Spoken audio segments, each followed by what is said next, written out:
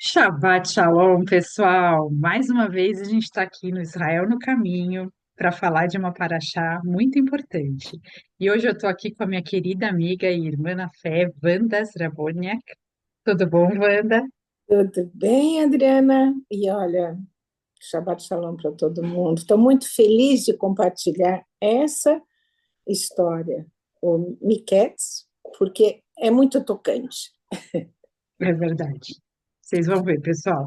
E falando nisso, Miquetes quer dizer ao fim, que é o começo da paraxá, começa ao fim de 2 anos. O José já estava na cadeia, na prisão. E é a 10ª paraxá do nosso ciclo anual de leitura. E ela está na, no Tanar, né, na Torá, ela está em Gênesis, capítulo 41, do versículo 1 até o capítulo 44, versículo 17. Depois, a Haftará está em primeiro livro de Reis, capítulo 3, do 15 até o 4, versículo 1. Depois, a Brit Hadashah, a Nova Aliança, está em primeiro livro de Coríntios, aos Coríntios, primeira epístola aos Coríntios, capítulo 2, do 1 ao 5. E por fim, Terrilim, Salmos 40. Vou passar a palavra para minha querida Wanda para ela começar um pouquinho aí com a gente.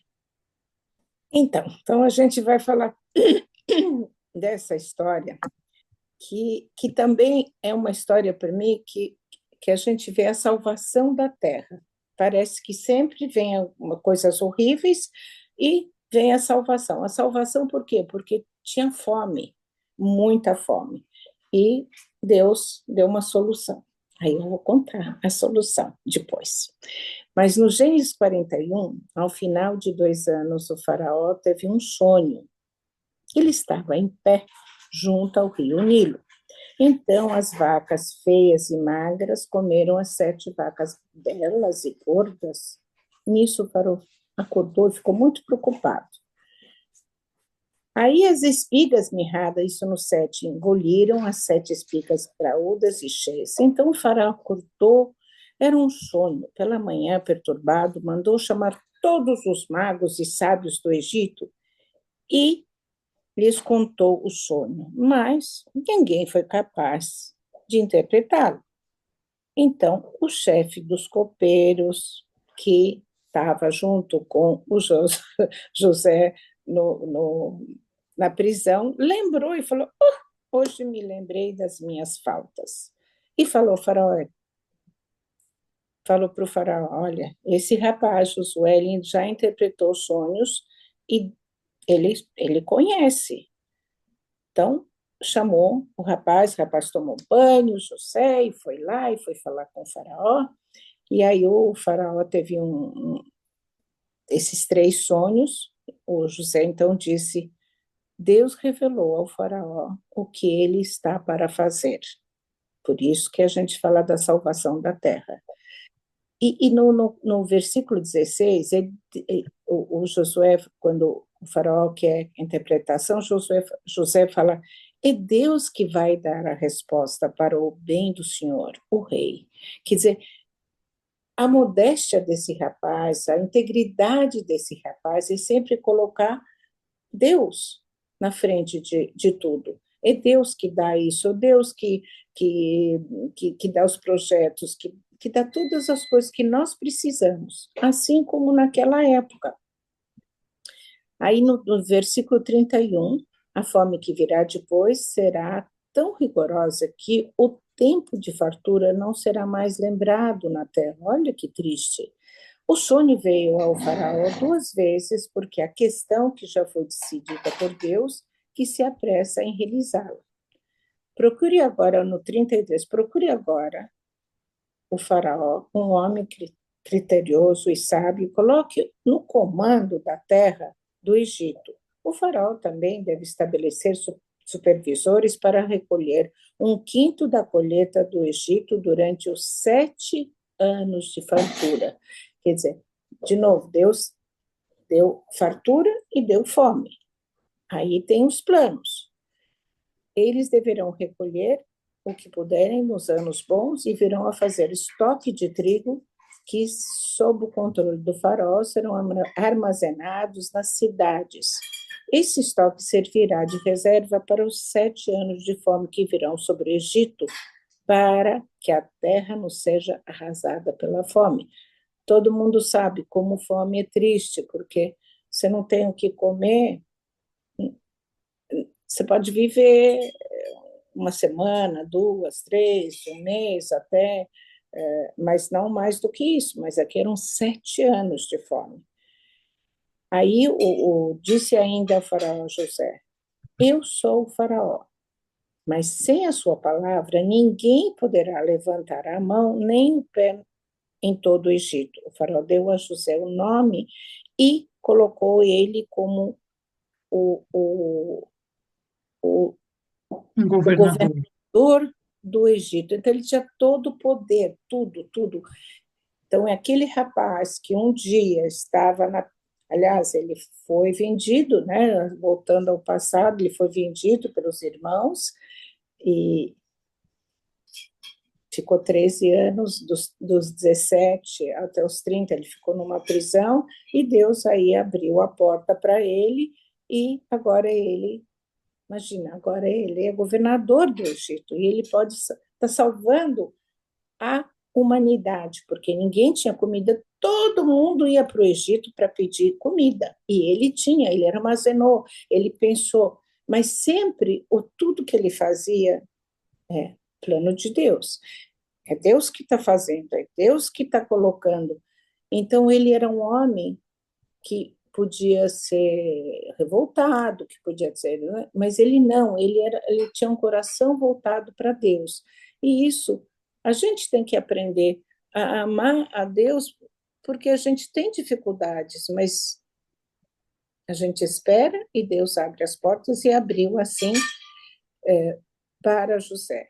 Assim, José estocou muito trigo, como a areia do mar. Tal era a quantidade que ele parou de anotar, porque ia além de toda medida. Não é uma Uau, maravilha, Adriana? é Não é? maravilhoso, Wanda. Não, o que Deus faz é impressionante, né? E você falou bem, porque com tudo que José passou, né, os irmãos venderem ele e acharem que ele tinha morrido, quererem vendê-lo e acharem que ele tinha morrido, depois ele ser preso, ele poderia ter blasfemado contra Deus, ele poderia ter realmente se revoltado, ele poderia ter virado as costas para Deus mesmo. E não, ele buscava em Deus sempre, tanto é que Deus deu a revelação do sonho do faraó para ele, e só ele que tinha a saída para o problema da fome do mundo, que era estocar 1/5 de tudo nos anos de fartura, né, das vacas gordas, para quando viessem as vacas magras, ele está preparado ali para poder ajudar as pessoas, né? Então e quando ele virou governador, ele não, isso não subiu a cabeça dele. Ele continuou sendo aquela pessoa humilde e que buscava sempre em Deus as estratégias, né? E aí, quando ele encontrou os irmãos, ele reconheceu os irmãos, mas os irmãos não o reconheceram, né? Na sequência da Paraxá, mostra isso. E os irmãos estavam com medo, porque ele estava tendo uma estratégia para trazer todo mundo ali, inclusive o pai dele e tudo mais, e todos acharam que ele tinha morrido, né? E só na próxima Paraxá que ele vai perdoar, né, os irmãos. E isso aí já é, mas assim, no coração dele, depois a frase que ele vai dizer na próxima paraxá é que que Deus fez isso para uni-los, não foi para o mal, foi para o bem. Deus converteu o mal em bem, né? E assim, Deus é que dá, né, a sabedoria, a estratégia. E a gente vê na Haftará também que Salomão, ele teve ali a estratégia para descobrir quem era a mãe do filho que estava vivo, né? Uhum. É aquela história engraçada, um pouco estranha, mas ao mesmo tempo ele descobriu quem era a mãe, né? Então, uma mãe tinha perdido o filho, a outra estava com o filho vivo, as duas estavam disputando. E aí ele teve uma ideia, peraí, se eu falar que eu vou cortar no meio, eu vou descobrir quem é a mãe, né? Que aí o Sabedoria, espírito né, ali já Adriana? ia se Sabedoria de mexer, Deus. Que mãe que vai querer cortar um filho? o filho Ninguém. no meio, né? É verdade. Então, Salomão também tinha sabedoria de Deus, e aí era também um homem que era voltado para Deus, né? E assim, eu comparo, eu acho, o José um pouco com Jó, né? Porque Jó perdeu tudo, e a esposa falava, mas não, fala mal do teu Deus. Aí ele, não, não vou falar mal do meu Deus, não. E continuava louvando a Deus. Ele não entendia o que estava acontecendo com ele. Como eu penso que José também não estava entendendo por que tanta injustiça que ele sofreu, até um certo ponto. Porque depois Deus o exaltou e o fez governador. E fez ele ter de novo reconciliar com a família dele. E ao mesmo tempo o Jó, né, que perdeu tudo, perdeu a família, os filhos e tal, mas depois Deus o curou, restabeleceu tudo que ele Honrou, tinha né? e ainda muito mais filhos e tudo mais, né, com louvor, assim, ele, né, então eu acho que é bem interessante Esse é- tudo isso, né? Voltando eu acho que, Adriana, o gostoso de ver o poder de Deus e ver assim um coração que é voltado para Deus, né? Tanto que a mulher do João manda fazer, não sei, com esse Deus, né? Ele falou, não, não, meu Deus é bom.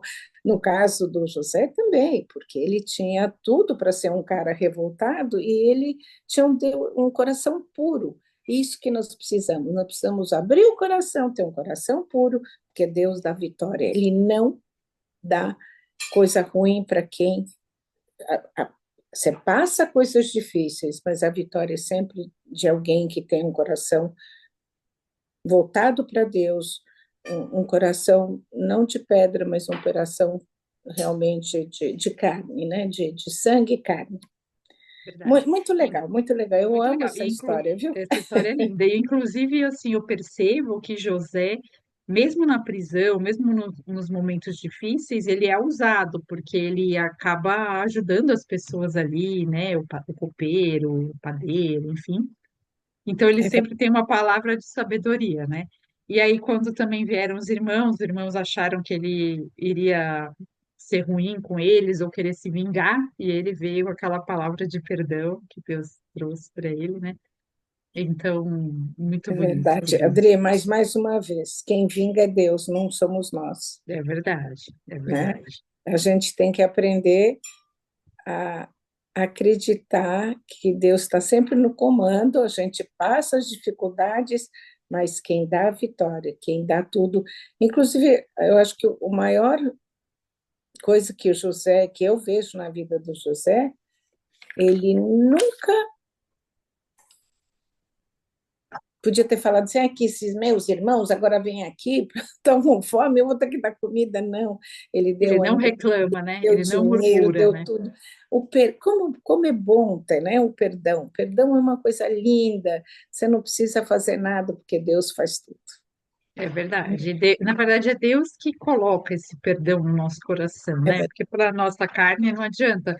Mas ele, José, se submeteu a Deus em todo o tempo, né? Em todas as situações. Isso é muito bonito, porque aí Deus usou ele grandemente, assim, para muita coisa. Poderosamente.